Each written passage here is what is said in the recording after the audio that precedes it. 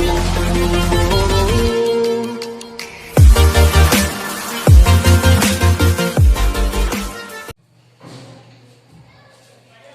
Students कैसे हैं? बढ़िया। पढ़ाई लिखाई सही चल रही है? नहीं चल रही है तो भैया पढ़ाई शुरू करिए। पहली वीडियो मैंने रोज थ्योरम की डाली थी, देखी नहीं होगी अभी तक। देख ली है? Very good. जिन्होंने नहीं देखी है वो देख लें। आज हम लैग्रांजेस थ्योरम करेंगे। लैग्रांजेस थ्योरम को हम मीन वैल्यू थ्योरम भी कहते हैं, एमवीटी। ठीक है ना, एमवीटी। 5.8 में दो थ्योरम्स है आपके पास, Rolle's theorem and mean value theorem. ठीक है ना। तो आइए, रोल्स थ्योरम आपकी हो गई थी, आज हम करते हैं मीन वैल्यू थ्योरम। तो सबसे पहले मीन वैल्यू थ्योरम के लिए हम शुरू करते हैं। रोल्स वैल्यू थ्योरम की जो कंडीशन थी शुरू की दो, वो सेम एज इट इज लगनी है। चलिए, पहली कंडीशन क्या थी? सबसे पहली कंडीशन क्या थी? सबसे पहली कंडीशन थी फंक्शन इज कंटिन्यूअस, है ना। Function is continuous. सबसे पहली कंडीशन थी फंक्शन इज कंटिन्यूअस। कहां पर? ए बी इंटरवल में। ठीक है। दूसरा, फंक्शन इज डिफरेंशिएबल। डिफरेंशिएबल, है ना। Function is differentiable. डिफरेंशिएबल क्यों है? क्योंकि यह कंटिन्यूअस है। जो फंक्शन कंटिन्यूअस होता है वो डिफरेंशिएबल होता है। Since function is continuous, hence function is differentiable in a b. ठीक है ना। ये क्लोज ब्रैकेट और यहां पर ओपन ब्रैकेट। ठीक हो गया। चलिए, तीसरी कंडीशन वहां क्या थी? तीसरी कंडीशन वहां बताई गई थी एफ इक्वल एफ ई। लेकिन यहाँ पे एफ इक्वल एफ बी हो ही नहीं सकता। क्यों नहीं हो सकता?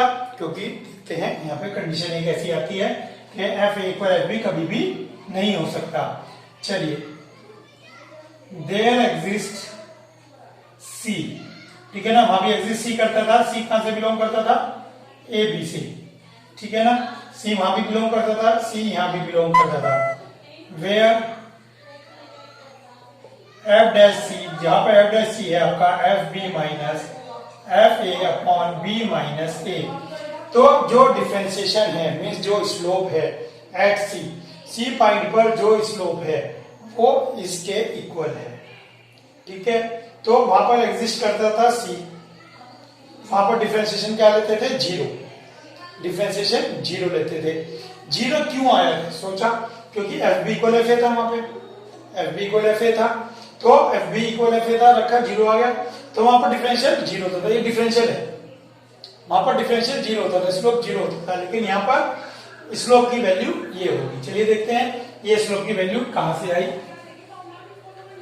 देखिए, ये आपके पास एक स्लोप कर्व है y इक्वल एफ एक्स। ठीक है। और यहाँ पर एक ए पॉइंट है, तो ये कितना हो गया आपके पास? F A. तो ये कोऑर्डिनेट हो गए ए एफ ए। ठीक। इसी तरह से मान लीजिए एक पॉइंट बी है, तो बी के यहाँ पे आपके पास कोऑर्डिनेट हो गए बी एफ बी। चलिए, एक बात और देखिए, वहां पर ए और बी इक्वल थे। ठीक है ना। F A equal F B था, एफ ए और एफ बी इक्वल थे। लेकिन यहाँ पे इक्वल नहीं है, बता दिया हमने, इक्वल नहीं है। इक्वल हो जाएगी तो जीरो हो जाएगा। जीरो का मतलब ये रोल्स थ्योरम हो जाएगी, लैग्रांजेस या मीन वैल्यू थ्योरम नहीं कहलाएगी। सबसे पहली बात, इसके अंदर एफ ए और एफ बी दोनों डिफर है। क्लियर हो गया? डिफर है, तो ये आपको क्लियर होगी। चलिए, अब देखते हैं। कहता है एनी पॉइंट सी लीजिए सी। कहता है सी पर स्लोप। अब वो जो पॉइंट है और उसके ऊपर स्लोप। अब देखते हैं इन दोनों पॉइंट ए और बी को ज्वाइन करने वाली लाइन। ए और बी को ज्वाइन कर दिया हमने, ये आपके पास कोड आ गई, ए बी एक कोड आ गई। ठीक है। अब वो कहता है कि जो वो ए और बी का स्लोप है, ये ना, ये सॉरी, ए और बी का जो स्लोप है ये है, वो जो सी पॉइंट पर होगा, सी पॉइंट पर जो स्लोप होगा, सी पॉइंट पर जो स्लोप होगा वो कौन सा है?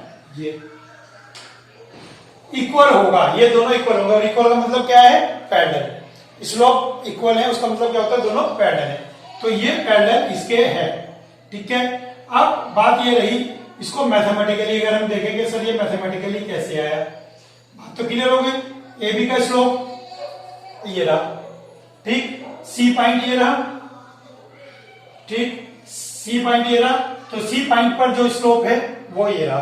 दोनों इक्वल होंगे, सब ठीक है, दोनों पैरेलल हो गए, इक्वल हो गए।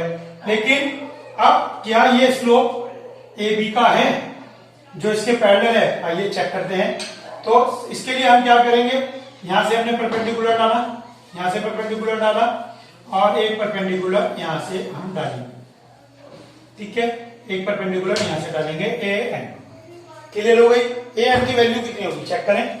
ये ए है यहां से यहां तक और यहां से यहां तक ये बी है, तो ये कितना बचा, बी माइनस ए।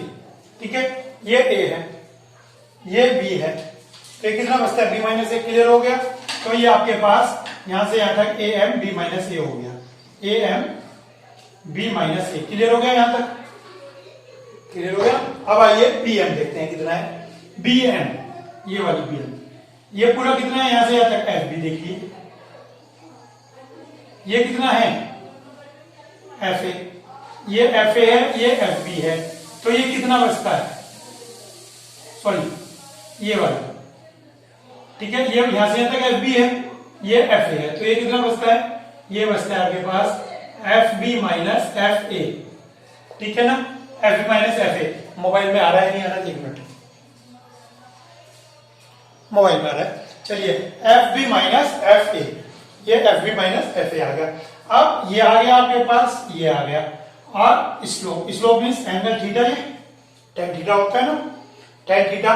टेन थीटा क्या होता है, perpendicular B M upon base, base कितना है ए एम। ठीक, बी एम कितना है, F B minus F A. A M कितना है, बी माइनस, लीजिए आ गया। जो ए बी का स्लोप था वो ये रहा, ठीक है ना, ए बी का स्लोप ये रहा। और सी पॉइंट पर जो स्लोप था, ठीक है ना, सी पॉइंट पर जो टेंजेंट है, ठीक है, टेंजेंट कहेंगे आप, सी पॉइंट पर जो टेंजेंट है उसका स्लोप ये रहा। और ये दोनों क्या कहा उसने, ये दोनों पैरेलल है, पैरेलल मींस इक्वल है। ठीक है, तो ये दोनों स्लोप पैरेलल है, पैरेलल मींस इक्वल, तो ये दोनों स्लोप इक्वल है। तो क्या कहता है कि अगर ये है और ये है, अगर ये दो कंडीशन आ जाए तो क्या कहते हैं, कंडीशन इज सेटिस्फाइड। याद आ गया, कंडीशन इज सेटिस्फाइड। ठीक है ना, कंडीशन इज सेटिस्फाइड आ गई। और अगर आप एक नंबर सी फाइंड कर लेते हैं बिटवीन ए एंड बी, ठीक है ना, सी की वैल्यू पहले भी बताई थी, कई सारी हो सकती हैं, 3, 4, 5, 1, 2 कुछ भी हो सकती है, लेकिन उनमें से ए और बी के बीच अगर एक भी मिल गई, एक वैल्यू भी ए और बी के बीच मिल गई, काम धन्य है। ठीक, तो सी फाइंड आउट करेंगे इससे, और जब हम सी फाइंड आउट करेंगे तो वो ए और बी के बीच में ही आपका आएगा। तो हम क्या कहते हैं, MVD mean value theorem verified. तो जिन्होंने रोल्स थ्योरम पहले कर ली है, उसकी वीडियो देख ली है, तो ये उनको बहुत ही इजीली समझ में आ गया होगा, क्योंकि वहां पर इसको मैंने बहुत ही ज्यादा एक्सप्लेन करके बताया था। ठीक है, तो मैं ये सोच के चल रहा हूं कि आपको ये चीज क्लियर हो गई है। अगर आपको अभी तक क्लियर नहीं हुई है तो आप वीडियो को इसको 2 या 3 बार देखें, इतने पोर्शन को। जब आप इस वीडियो को 2-3 बार देखेंगे तो आपके दिमाग में बात बैठनी शुरू हो जाएगी, हम क्या कहना चाह रहे थे। चलिए अब हम स्टार्ट करते हैं एनसीईआरटी की exercise question number 4।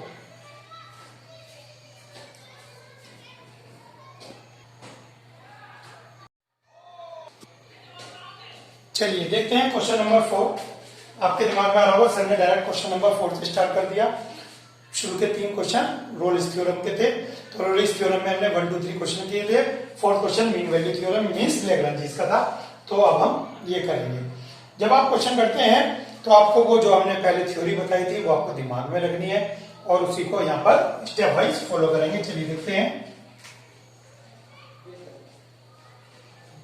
First point, since fx is a polynomial function,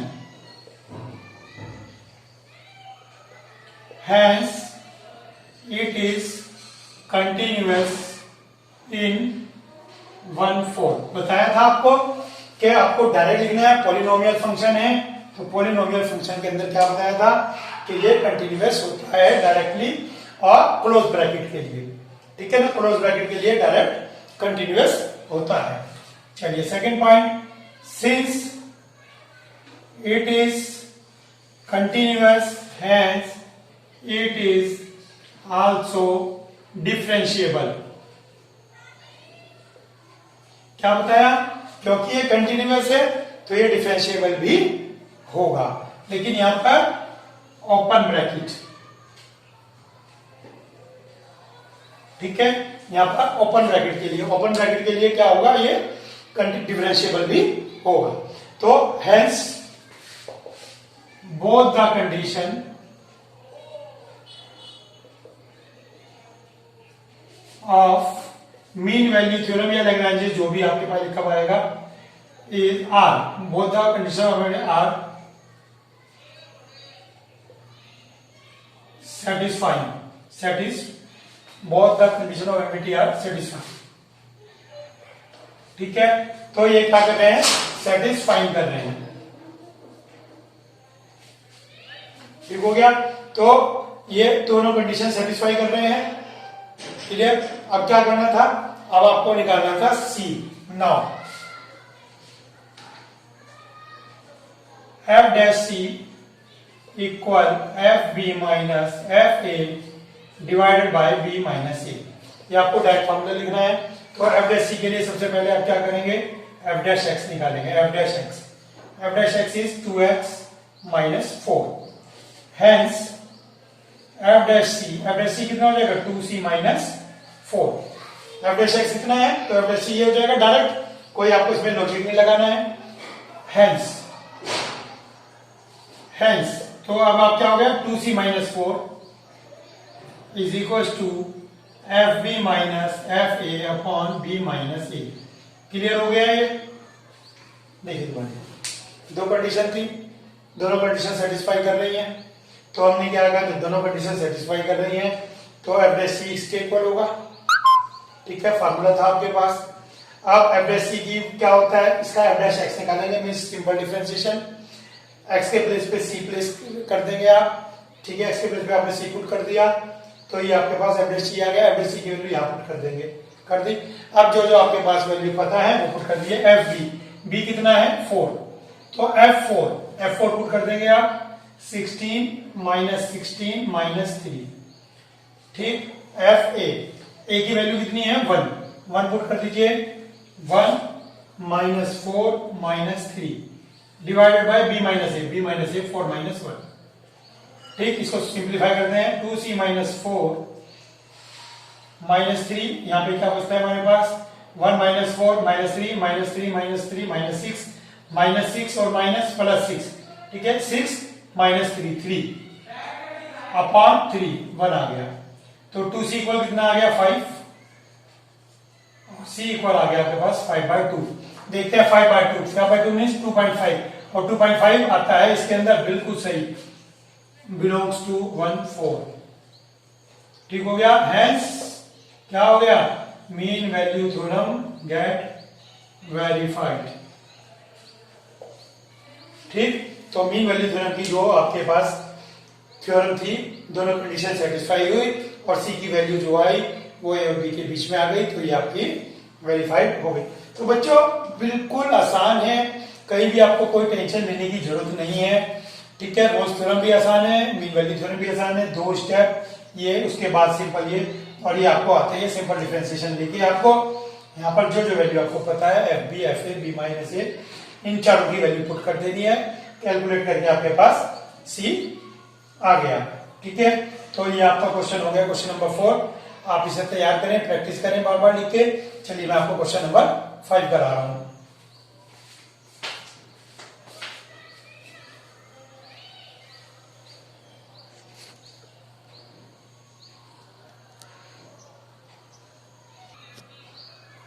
चलिए देखते हैं क्वेश्चन नंबर 5। क्वेश्चन नंबर 5 में 2 पार्ट हैं, तो सबसे पहले तो मीन वैल्यू थ्योरम आपको सेटिस्फाइड और वेरीफाइड करानी है। चलिए देखते हैं फर्स्ट पॉइंट में आप क्या कहेंगे, फर्स्ट पॉइंट में आप यही कहेंगे, सिंस इट इज अ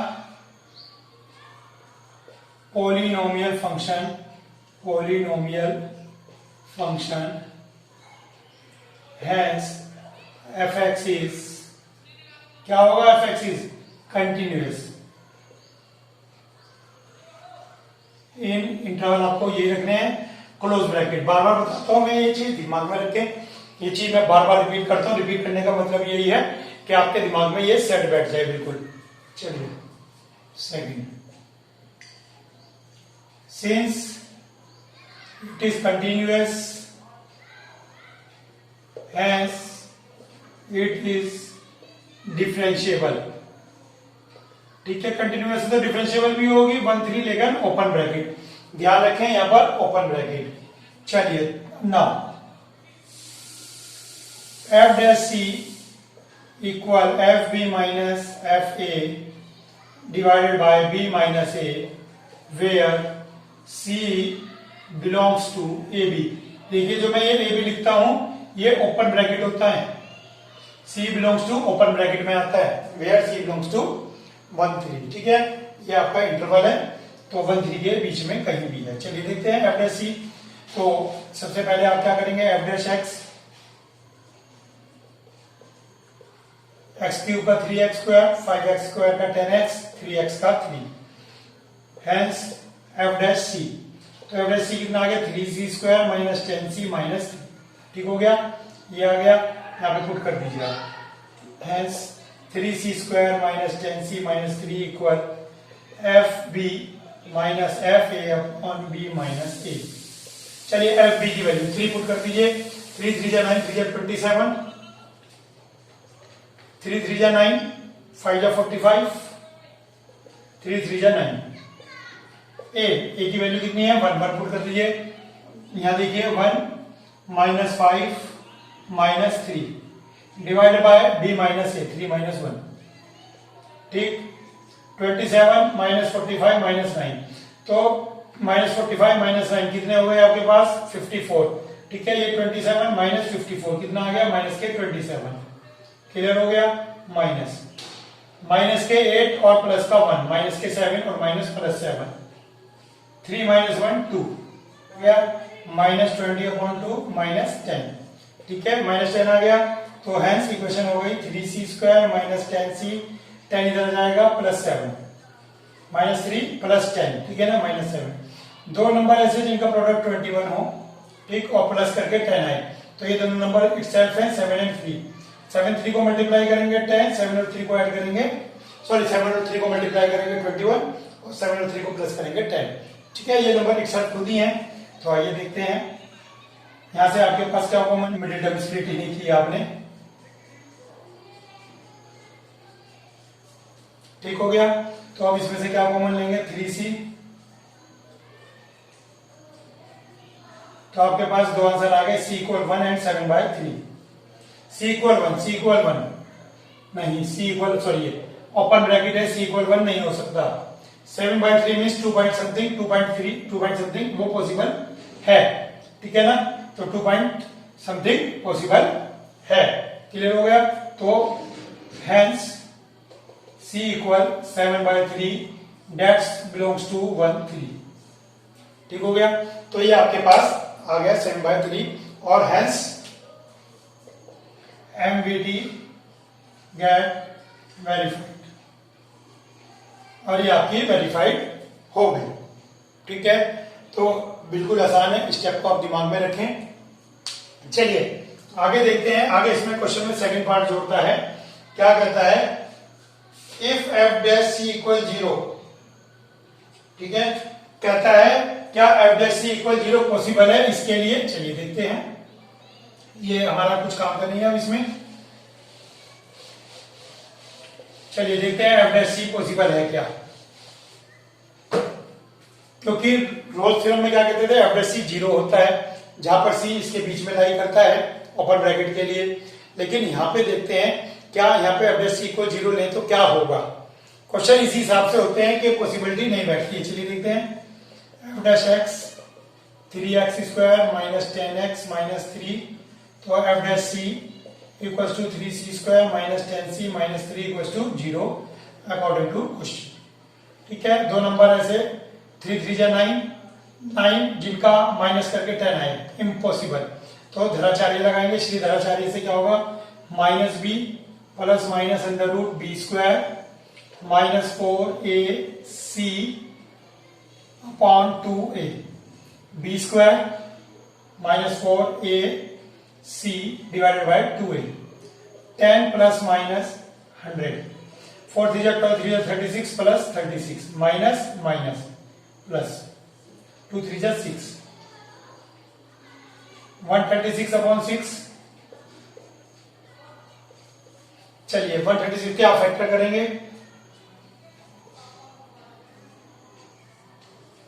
136 के आपने फैक्टर कर लिए 2 6 जा 2 8 जा 2 3 जा 2 4 जा।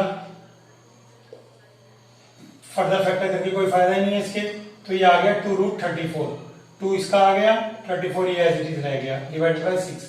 क्या करेंगे आप इसको 2 से डिवाइड कर देंगे तो 5 प्लस माइनस रूट 35 अपॉन 3 ठीक हो गया।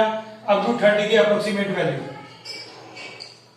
रूट 34 की रूट 36 6 होता है तो ये 5.8 अप्रोक्स हो जाएगा 5.8 ठीक है।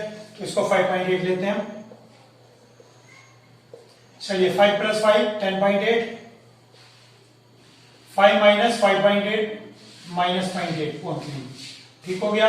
इसको डिवाइड करते हैं तो ये 3.6 आता है आपके पास, और इसको डिवाइड कर क्या ये तो डेसिमल से छोटा ही आ रहा है, नेगेटिव है, नेगेटिव में आ रहा है ये ठीक है ना। तो clearly does not belongs to 13, does not belongs to 13 ठीक है, ये 13 को बिलोंग नहीं करता है। लेकिन क्वेश्चन में क्या था, कह रहा है एवरेज 0 लेके चले, यानी कि लोरेंट्ज थ्योरम की कंडीशन। लेकिन लोरेंट्ज थ्योरम में क्या कंडीशन थी कि एवरेज इक्वल 0 लेंगे तो सी आएगा, और सी ऐसा आएगा जिसकी वैल्यू इन दोनों के बीच में लाई करेगी, इस इंटरवल में लाई करेगी। लेकिन वो यहाँ पर आपसे कहना चाहता है एमपीटी में भी क्या ऐसा पॉसिबल है। हमने एवरेज सी निकाल के देखा और जो वैल्यू आई वो दोनों ही वैल्यू इस रेंज में, इस इंटरवल में नहीं आ रही ठीक है ना, पॉसिबिलिटी नहीं बन रही है। तो क्वेश्चन ये पूरा हो गया। आप बाकी ध्यान रखें कि रोल्स थ्योरम और मीन वैल्यू थ्योरम में कोई भी चीज आप किसी भी तरह से मिक्स ना करें। जब आप प्रैक्टिस करें तो केवल रोल्स थ्योरम के क्वेश्चन करें जिससे आपके दिमाग में वो बैठ जाए, और जब आप मीन वैल्यू थ्योरम के करें तो केवल उस समय मीन वैल्यू थ्योरम के ही क्वेश्चन करें जिससे आप फ्लो में आ जाएं। चलिए चलते हैं नेक्स्ट क्वेश्चन पर।